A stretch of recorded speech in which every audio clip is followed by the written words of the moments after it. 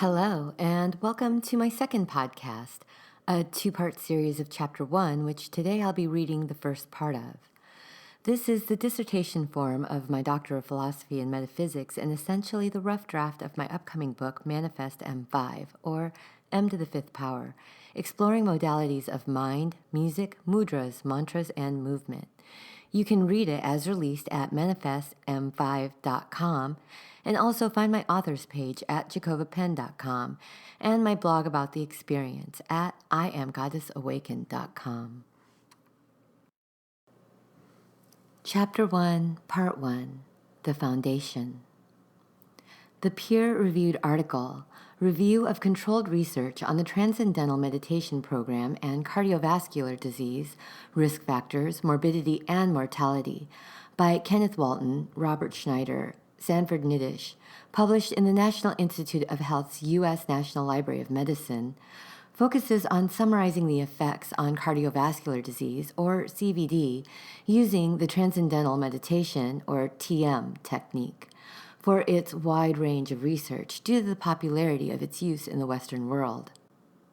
Among the 600 published studies analyzed, a wide range of physical indicators of CVD showed vast improvement with use of TM, revealing the usefulness of meditation to treat and prevent CVD. This included dozens of studies in which TM reduced the physiological effects of stress from lowering blood pressure, hypertension, obesity, and sodium-potassium ratios, while increasing muscle relaxation and physical activity, with outcomes significantly outperforming health education controls. Similarly, success in decreasing use of cigarette, alcohol, and other addictive substances was significantly influenced using TM compared to that of the experimental controls. Observational studies also found that TM practitioners had significantly lower lipid peroxide levels, which, as a component of arterial plaque, is an indicator of free radical exposure, correlated with oxidized cholesterol. Also among the studies were 146 independent outcomes showing positive relative effectiveness on the CVD contributors to stress and trait anxiety using the TM technique. As for the striking evidence of the reduction of atherosclerosis, one study of subjects with 2 or more CVD risk factors showed an 11% reduction of risk to heart attack or stroke with 8 months of TM alone, and a 33% decrease of risk over a 1-year period. Similar benefits in myocardial ischemia and left ventricular hypertrophy in subjects with pre-existing coronary artery disease were also revealed in the analysis of TM research, with an overall strong trend of reducing CVD mortality rates in the TM groups compared with the control groups. Overall, throughout the entire database of research participants, the groups practicing TM had 87% fewer inpatient-outpatient admissions for CVD in general. According to the Center for Disease Control and Prevention, cardiovascular disease affects half of the U.S. population, with 1 in 4 annual deaths attributed to heart disease.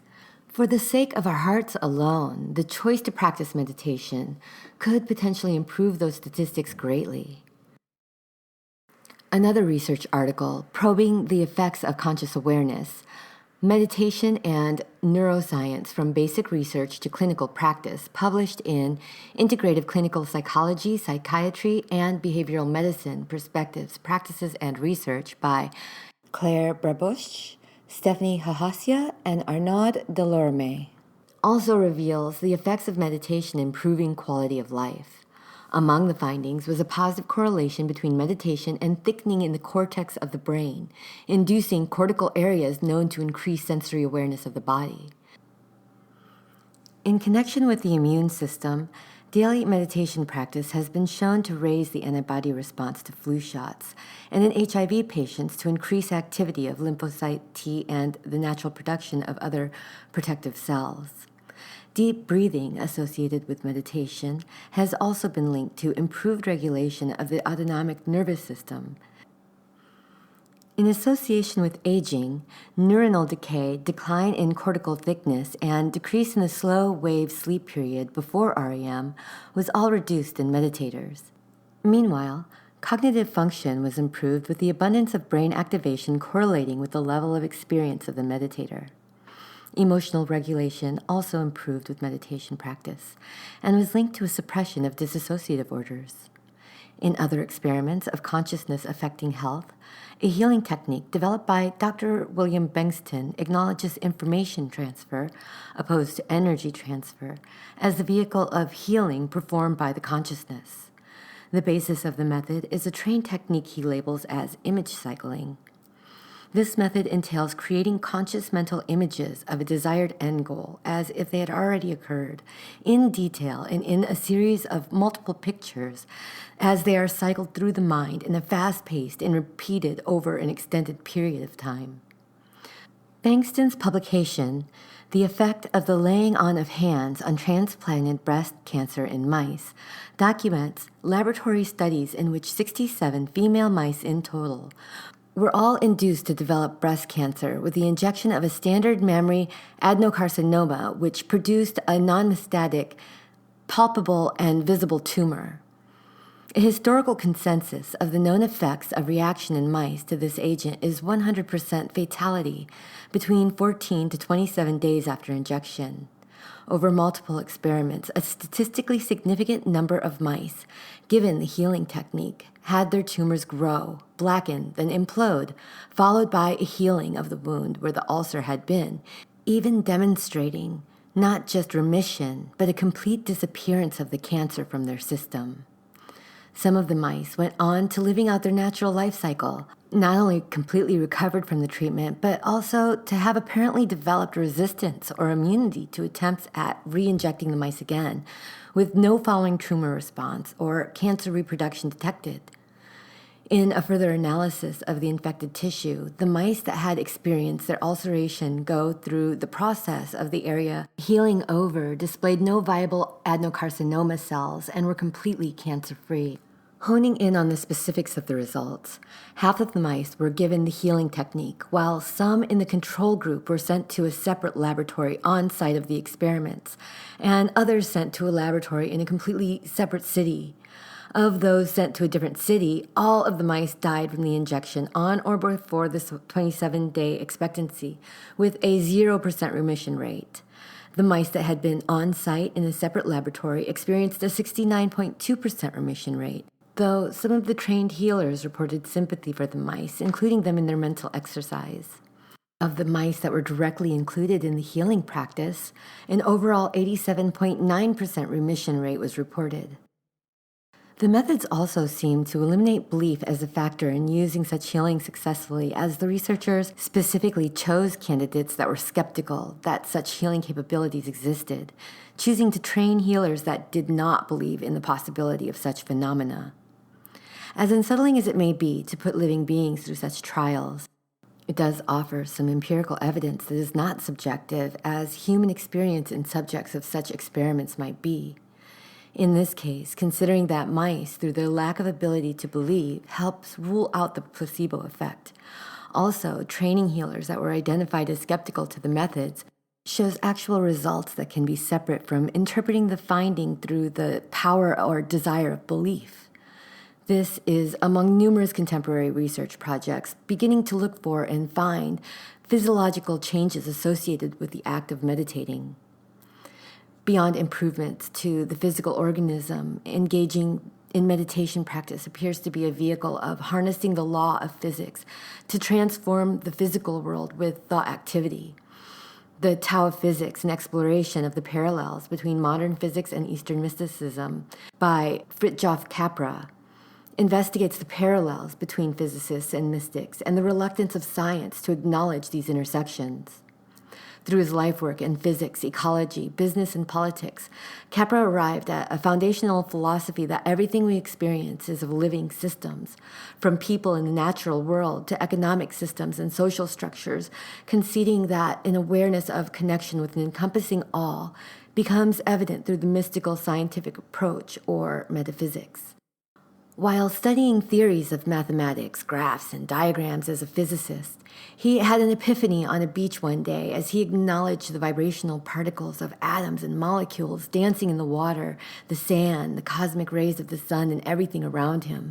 Through the influence of his practices in Eastern mysticism as the Hindu lord of dance, Shiva. By connecting quantum theory with aspects of Zen teachings, profound understandings about the workings of the physical world unraveled for him. Essentially, his book translates the findings about the subatomic world of modern physics through the lens of Hindu, Buddhist, and Tao philosophies. Ervin Laszlo offers an interpretation of this interconnected field of Eastern philosophy through the language of Western physics in Science in the Akashic Field, an integral theory of everything. Akashic in Sanskrit is translated as ether space and as an informational record of all that is, which is accessible through consciousness. Laszlo explains how physicists have moved from a foundation of belief of particles as the atomic building block to one of quanta, or radiant energy, connected in vibrating filaments, as is explained in string and superstring theories. Beyond this, the new physics of field theory emergent from the quantum vacuum, which can lead the view from energy and matter to another element that is neither, that is information, an informed universe as termed by David Bohm as information. In this terminology, it is defined not as constructed by humans or any being, but is a fundamental aspect of nature that builds all that exists from simple to complex. The dissection of the Akashic Field interpreted through science by Ervin Laszlo begins with the 1955 findings of Hugh Everett that would require 1 to the 100th universes to address the puzzle of quantum mechanics, in which a particle is in a superposition of all possible states until it is observed, interacted with, or measured by an instrument. Laszlo goes on to explain the anomalies of coherence and correlation in the findings of quantum physics, as coherence is explained like a synchronization of harmony among these waves making up rhythms and processes. An underlying correlation of unity in the natural world is shifting paradigms in multiple branches of science. Coherence, as discussed by Laszlo, is seen through harmonic ratios that reappear throughout the cosmos in repeating constants and patterns, and in the uniformities found throughout structures from micro to macro. In accounting for some of the confounding questions that have been introduced to the Big Bang theory by quantum physics, the concept of a metaverse, meta signifying what is beyond or behind, that which our personal universe emerged from, has been theorized as a fitting remedy. Thus, the evolving cosmos in coherence and correlation of our universe is observed, is informed by a more advanced, evolved, and complex metaverse. Quantum physics attempts to look at the vastness of this metaverse by breaking it down to the smallest units possible, or quanta, which is the unit of that measurement today. Laszlo defines quanta as packets of energy that have no specific form, though can take on a state of wave or particle in a multitude of variations. Entanglement describes a property of quanta that can be seen in the social relationships that exist even beyond separation through a responsiveness between quanta. Even over space and time, a correlation remains in experimental situations that, once having shared a state with another and being separated, the variable of quanta may not take a state until observed, but when it is, all other quanta that were previously connected will choose or jump into a state, so to speak, in opposing accordance. The non-locality of the response, that time and distance are irrelevant, as in no matter how far apart and faster than the speed of light, is another indicator of an intrinsic connection in contradiction to separateness. Going even further beyond physical reality and into the world of metaphysics, Laszlo discusses the phenomena of consciousness with these concepts of quantum entanglement and the Akashic Field. He pulls from examples of tribal and ancient peoples sharing information indirectly, and the power of archetypal symbology, as well as the transference of thoughts and ideas in the laboratory, defining such communicative links to the factors beyond our individual senses as transpersonal. Although such qualities of human consciousness are acknowledged in historical cultures, it is often cast aside as paranormal in the modern world. However, laboratory results have confirmed transpersonal phenomenon, such as known through studies of demonstrating shared pain, response, and telepathy between not just twins, but also those with deeply shared bonds, such as couples, parents and children, and even close friends. Also, through the rigorous testing of methods such as the Gansfield technique, To the distant mental influence on living systems method, most all people seem to possess some form of psychic abilities. Beyond simply information sharing between minds, telesomatic abilities have also been evidenced in laboratory settings. Forms of voodoo practice evoking materialized results on a subject through a consciously imbued representation to prayer and spiritual healings have, over time and distance, yielded proven results. In another point of reverence to the wisdom of native cultures, Laszlo points to methods used among primitive and native practices of drumming, dancing, chanting, and fasting, among other activities used specifically to direct consciousness to an outcome or induce personal abilities. Interconnections further demonstrating the capacities of the quanta are seen through meditation, with Laszlo pointing to evidence by physician and brain researcher Nitamo Manakucho. His work revealed identical wave patterns in electroencephalogram or EEG readings of the right and left brain hemisphere during deep meditation, as well as observing the wave patterns of different subjects become synchronized during group practice. In one such experiment documented by Dr. Marie Sagi, a healer performing a diagnosis during a deep state of meditation displayed a drop in EEG readings into the deep delta state, which in itself was surprising as it's recognized as a wave state during sleep. Even more surprising was the ascent of the subject into an identical wave pattern of the healer, as the healer was in the state of administering the conscious healing, despite having been placed in separate rooms. The work of Ervin Laszlo in Science and the Akashic Field provides a foundation based in quantum physics of the possible mechanisms behind the power of a universal all that the practice of meditation attempts to become aware of. Through the connections emanating from the compressed state in which all that is known today existed as prior to the Big Bang, from which this universe is sourced from and remains entangled, despite the expansion from which all may have sprung, an innate coherence between all that is remains intermingled in all that existed within the universal seed before the initial jolt, and essentially continue an informational exchange. Thus, the organism is intertwined with the environment, as is the environment intertwined with the organism. Attunement to conscious fields between people is also discussed in Mind to Matter, the astonishing science of how your brain creates material reality by Dawson Church, in which over 10,000 brainwave mappings of meditators were analyzed. Findings similarly included the sharing of brain rhythms of the healer and receiver during the time of the conscious healing connection. Beyond this, there was also a common shared state of mirrored brain activity between people during conversation, most especially during exchanges of visually and emotionally charged discussions, suggesting an unconscious communication of information and energy beyond that which we can perceive. Church also reviewed studies of various healing techniques from Qigong, healing touch, and Reiki, noting statistically significant results proving the effectiveness of such practices. Among the studies confirming the role of mind state is of AIDS patients. Those with beliefs in a punishing God had increased the level of AIDS virus in their bloodstream 3 times faster than those with the belief of a forgiving God. Essentially, cells use resonance to activate and heal. Resonance is a property of the universe. Resonant coherence can be seen when multiple pendulum are set into motion, eventually synchronizing with each other into a common rhythmic pattern. Resonance can be seen with sand on a metal sheet that self-organize in accordance to musical vibrations. Planetary bodies and celestial objects resonate with one another in the solar system. The electromagnetic fields that encompass our planet interact with the electromagnetic organ of the human brain and heart. Changes in the Earth's magnetic field have an effect on all living beings.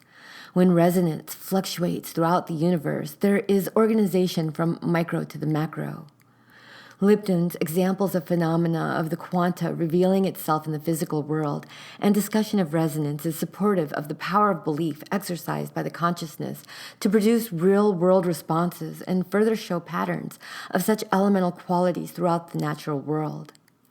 In Biology of Belief, Unleashing the Power of Consciousness, Matter and Miracles by Bruce H. Lipton, the popular premises from the historical authority of conviction by orthodox religion decreeing the separateness of man, from Newtonian's mechanistic views to quantum physics.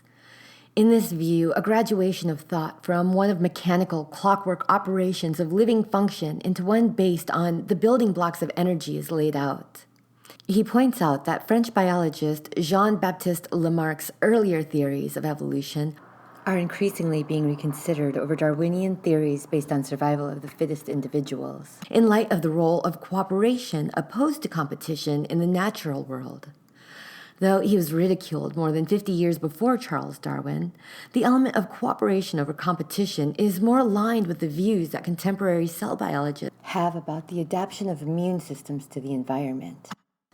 On a cellular level, this can be seen in the cell's ability to cooperatively link together to form more complex and successful organisms. Lipton explains the basic unit of life as proteins, which are the moving mechanisms within the cells that are controlled by signals in the external environment. It is from changes of the protein's electromagnetic charges that are responsible for their behavior-generating movement, controlling the internal functioning of living things from digestion, metabolism, immune response, and so on. Proteins are the complex molecules that act as effectors and receptors, communicating the external world to the internal. The once thought to be unchangeable blueprint of the double helix chromosome called DNA that dictated the organism now underlies the outdated belief of genetic determinism. Lipton discusses the emergence in the field of epigenetics and how it now understands that DNA may be the blueprint to make proteins, but it is the protein mechanisms that correspond with the relating signals between the cell and the environment which actually controls the functioning of the organism by creating the behavior. In the chromosome, the DNA forms the core and the proteins cover the DNA like a sleeve, demonstrating that proteins opposed to the DNA is more critical to cellular functioning.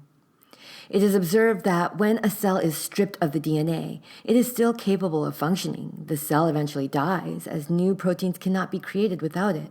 But without the proteins, cells immediately lose their ability to function. Lipton expounds that the relationship is certainly symbiotic, as the DNA and the protein membrane each make up 50% of the chromosome. Thinking of the body as a cell, it is the receptors, the eyes, skin, ears, etc. that picks up and sends signals to the nucleus or brain. Essentially, rather than thinking of genes within DNA being on or off, it is rather a matter of a gene being covered by a protein membrane to activate it. So opposed to the thinking that it is genes that is the basis of control in an organism, we are now realizing that it is the protein's interaction with the environment that is at the heart of epigenetics, which is basically the study of gene modification. Therefore, a diversity of environmental signals can lead to a diversity of genetic responses, such as adaptive influences from parents prior to conception that can be inherited by offspring. Through the language of biology and the field of epigenetics, Lipton offers a biological understanding of how we as organisms receive and interpret environmental signals that are beyond our sensory perceptions. The suggestion of survival of the fittest groups opposed to the individual, wherein the strong aid the weaker, thus strengthening the collective unit, also offers insight into the notion of meditation as a benefit to our human species and the collective environment as a whole. Investigating other benefits of conscious awareness, The Science of Enlightenment by Shinzen Young describes concentration power as lying at the base of the pyramid for all intellectual pursuits. Whether it is chemistry, mathematics, art, or sports, the ability to concentrate on any subject is the underlying component to incremental advancements in knowledge of every kind. Young also contends that although meditation offers the ability to improve life conditions through focused concentration, that reaching higher levels of consciousness also offers the capacity to find deep and innate happiness despite external conditions. Attaining higher levels of growth during meditation in depth and breadth, depth in relation to how deep of a state one can attain, and breadth as it pertains to how broad one can take the duration of practice over various levels of activity, such as to attain a deep level of concentration on breath, walking, biking, or any other daily activity, is the catalyzing component to growth and development. Beginning with consciousness, or the power and usefulness of being perceptive to our internal thought processes, we can see how simply an awareness of directing the mind can be life-changing, most especially if what our subconscious is programmed with is self-defeating or even self-destructive. And so this concludes the end of Chapter 1, Part 1 in the Manifest M5, or M to the 5th Power, book and album as it is created and released on this podcast for you, Manifest M5. By subscribing today, you can keep up with each episode as it is released, which I hope you will enjoy and see for yourself by applying the philosophies that I'll discuss to manifest all of your greatest wishes and intentions into the physical world. Thank you for listening, and I hope you have a fulfilling day that inspires your greatest potentials.